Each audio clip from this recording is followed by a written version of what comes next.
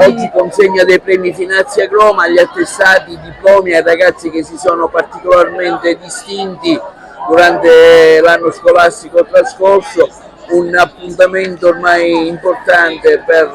il vostro istituto liceo classico musicale Empedocle. Sì, è vero, oggi è una cerimonia di consegna dei diplomi molto sentita, come si può anche notare dalla ampia partecipazione dei genitori e degli studenti. Ricordiamo che verrà consegnato il premio dedicato a Finazia Gro, che è stato appunto ex alunno di questo liceo, nonché sindaco della città, ma verrà anche consegnato il premio intitolato a Maria Teresa Buscemi, una dirigente scolastica prematuramente scomparsa che abbiamo voluto ricordare in quanto dirigente del liceo musicale, adesso facente parte del liceo classico. Poi ci sono anche altre novità. Intanto è stato concluso il percorso triennale di potenziamento di biologia con curvatura biomedica e quindi praticamente abbiamo il piacere e l'onore di avere un delegato dell'Ordine dei Medici e degli Odontoiatri di Agrigento, il dottore Luigi Traversa, che appunto consegnerà gli attestati ai nostri ragazzi, un percorso sicuramente impegnativo che hanno concluso con grandi risultati, nonché avremo anche gli attestati per i ragazzi che hanno concluso il percorso del liceo internazionale Cambridge,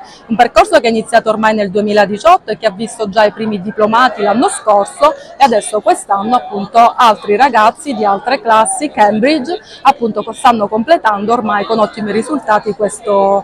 duro percorso, perché anche questo è un percorso molto duro, con enorme soddisfazione comunque anche da parte della nostra scuola, che appunto ha avuto anche l'orgoglio di inaugurare questo percorso nella città di Agrigento. Quindi è sicuramente una giornata impegnativa, densa di emozioni. La cosa bella di oggi è che abbiamo voluto invitare tante persone che ci hanno onorato della loro presenza e con le quali abbiamo collaborato durante l'anno. Per esempio il dottore Paolo Cilona, la dottoressa Rossana Florio dell'Archivio di Stato, le forze dell'ordine che non sono mai da meno e non si sottraggono mai ai nostri inviti, in particolare il capitano Anna Maria Putortì,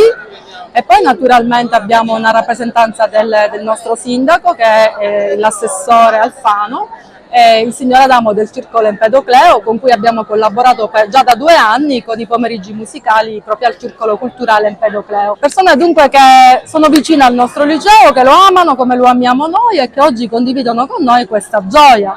Poi c'è anche una chicca, c'è un ragazzo che è uscito da questo liceo, adesso è un ingegnere, l'ingegnere Giuseppe Loiacono, che porterà la sua testimonianza come ex alunno che ha svolto una brillante carriera e anche lui è un orgoglio di Agrigento. Penso che sia veramente un pomeriggio denso di emozioni. È il completamento di un anno scolastico intenso con tante attività curriculari ed extracurriculari e che oggi vede appunto la serata finale, un momento di gioia e di festa? Sì, assolutamente sì. Intanto stiamo festeggiando tutti i nostri ragazzi, sia quelli che hanno raggiunto il 100 e 100 e lode, ma anche tutti gli altri, perché la festa è per tutti e siamo contenti ed orgogliosi di tutti coloro che hanno concluso il percorso quinquennale del liceo classico e musicale Empedocle e si sono anche impegnati, come ha detto bene lei, in tantissime attività. Basti pensare un po' a tutto quello che hanno svolto nel corso dell'anno, la notte nazionale del liceo classico, la notte nazionale dei musei, ma anche l'orchestra che ha animato diverse serate al Teatro Pirandello e non solo.